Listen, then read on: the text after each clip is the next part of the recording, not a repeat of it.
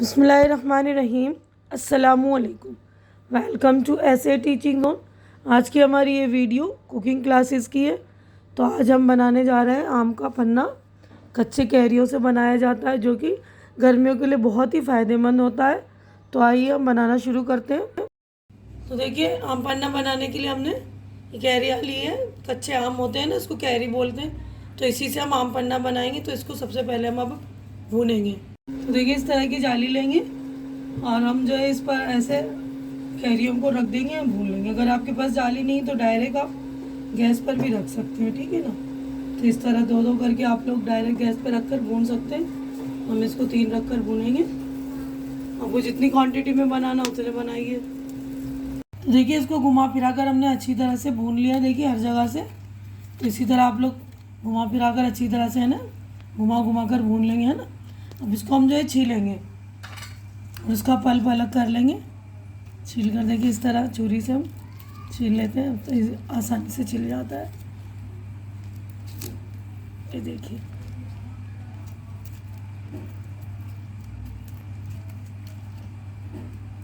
कुछ लोग जो इसको उबाल कर भी बनाते हैं, तो उबाल कर भी बन सकता है, लेकिन जो भून कर बनाते हैं उसका मज़ा ही बहुत शानदार आता है। बहुत ही ज़बरदस्त लगता है उसका टेस्ट। तो देखिए, हमने सबको सारे आमों को छील लिया है।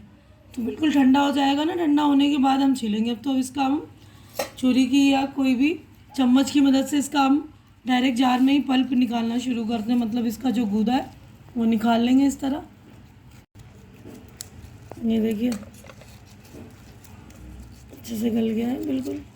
ये गूदा निकालना शुरू कर। ये देखिए, इसी तरह सारे आमों का गूदा निकालेंगे। जितनी क्वांटिटी में आपको बनाना बनाइए। ज़्यादा बनाकर आप इसको फ्रीजर में भी रख सकते हैं, पल्प इसका सारा तैयार करके। तो देखिए, हमने सारे जो ये इसका गूदा निकाल लिया अच्छे से छील कर। अब इसका हम जो है पल्प बनाएंगे अच्छे से ग्राइंड करके।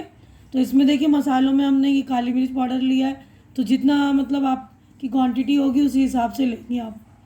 तो ये मैंने थोड़ा सा काली मिर्च या पौना चम्मच लिया है, 1 चम्मच ज़ीरा पाउडर लिया है और 1 चम्मच काला नमक।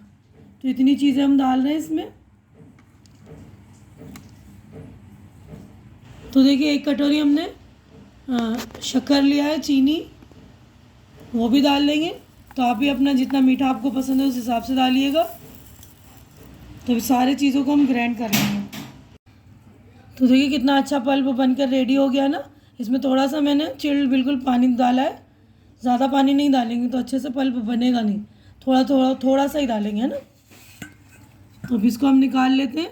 यहीं पर आपको जितना बनाना उतना बनाइए और बाकी का फ्रीज़ में रख कर डीप फ्रीज़र कर लीजिए, अगले दिन बना लीजिए। इसको तो मैं रोज़ बना रही हूँ, गर्मी है ना। तो गर्मी के मौसम में बहुत ही फ़ायदा करता है ये, हमें लू लगने से भी बचाता है।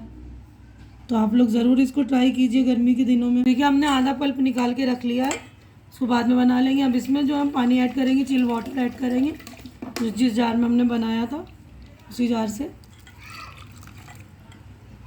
तो इसमें आपको पानी जितना मिलाना है उतने हिसाब से आप मिलाइएगा, जितना आपको ठीक रखना है।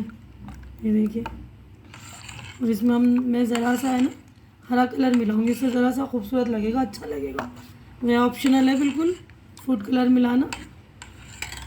तो ज़रा सा हम ग्रीन कलर मिला रहे हैं, ये बिल्कुल ऑप्शनल है। देखिए, थोड़ी सी इससे थोड़ा जो हमारा आम पन्ना खूबसूरत लगेगा, है ना। बिल्कुल ज़रा सा एक चुटकी मिला है मैंने।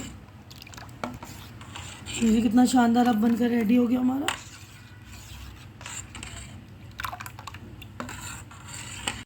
तो देखिए, हमारा कितना ज़बरदस्त, कितना शानदार बनकर रेडी हुआ है। इसको हम आइस के साथ अब सर्व करेंगे। इसको ज़रूर बनाइए, गर्मियों में बहुत फ़ायदेमंद चीज़ है ये। इसको आइस के साथ हम सर्व करेंगे। देखिए, आइस डाल लिया मैंने।